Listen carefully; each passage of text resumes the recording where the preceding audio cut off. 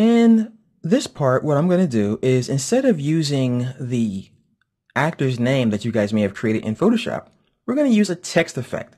So we're going to actually use the 3D text ability and have the actor's name actually spin towards us from an angle. So it's going to be sideways and then it's going to show up. But before we do that, what I want to do is just add that ship going by real fast after the logo vanishes. So we're going to bring in, at this point, right here in the timeline, one more instance of our ship.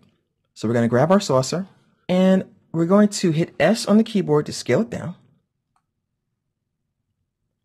And I want this guy to just come flying across the screen like it does on TV. So let's go ahead and hit P now. And we're going to move over a little bit, like so. And we're going to grab the ship and just have it flying by. Okay, so we have the logo, and then he flies by real fast. And right here, this part of the timeline, we're going to add text. So I'm going to save one more time. Press Command or Control S to save. Twirl everything closed. And I'm going to click on the first layer. And I'm going to add a text element now. So I'm going to go ahead and hit the T. And I'm going to hit right in my workspace. And that's the reason I wanted to click on the first layer, so I would make sure that it would go above it. And we're going to type starring William Awesome.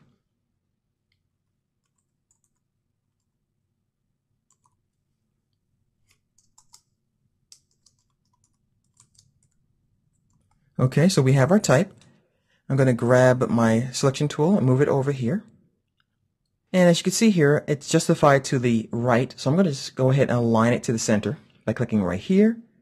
And I'm also going to manually just squash this down a little bit. I'm also going to change the font to something nice and thick. So let's see if I can find that Bank Gothic that I used before. Hopefully it's in here. Here we go, Bank Gothic. I'll scale it down just a little bit more like so. And let me go ahead and turn on my title safe so I can make sure that the text is where it should be, which is in the middle of these boundaries here. That's very important. Go ahead and turn that off now. And we're going to go ahead and enable the per character 3D option on this guy. So I'm going to twirl open the type layer. And I'm going to go to Animate, Enable Per Character 3D. And with this selected, what I want to do now is I'm going to animate the rotation. So what I think I have to do here is on the Y-axis. Let me just go ahead and double check. Yep, Y. I'm going to enable the stopwatch. And I'm going to go to the last frame of this guy here. And I'm going to have it showing like so. So I'm going to go to the first frame of the animation. And I'm going to turn it so that we can't really see the text like so. Just a little bit like that. And when I play it back, we see the animation. Let me go ahead and twirl all this closed and go back to my view as it was. And what we have to do now is, of course, as you know by now, is we have to take the text and we have to trim it so we don't see it. So I'm going to go ahead and grab the actor's name and I'm going to make sure that it only appears where we want it to. Now, of course, you could also, alternatively, if you like, you can do the same kind of thing by simply enabling the transparency property instead of having to grab these things and repositioning them or resizing them like I'm doing. But for now, this will work. And I'm going to just make sure that I have the animation show up. There we go. And I'm actually going to, as a matter of fact, twirl down the opacity property for this by hitting T. And I'm going to add a keyframe and make sure that the text is invisible until I want to see it. And I'm going to go to the end here, and I'm going to add, as I showed you before, by jiggling another keyframe so that it's invisible.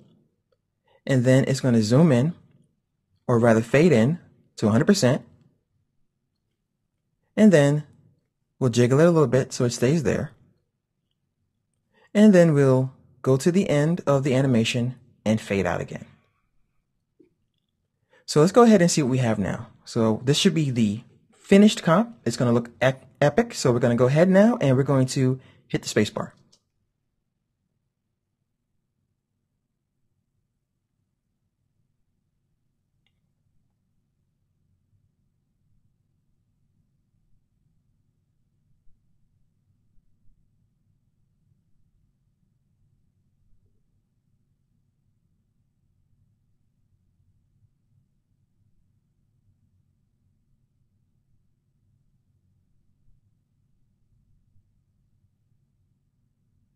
All right, that looks pretty cool. Now, as you can see, we tried to stay with that 1960s flavor, but if you want to jazz it up, feel free to add a more modern spaceship or whatever you want to do. But hopefully you guys got the gist of taking a whole bunch of elements, a whole bunch of different assets, organizing them in the project panel, and then arranging them based on the audio that you have, or simply by using your eye and your timing. Then using the properties to animate opacity and position and scale and all kinds of good stuff. And even animating the text, adding a special effect like a glow and some snow. And that, my friends, is the conclusion of the Star Crash project. I hope you had a good time, and more importantly, I hope you really learned and grasped how to put together a simple comp inside of After Effects CS5.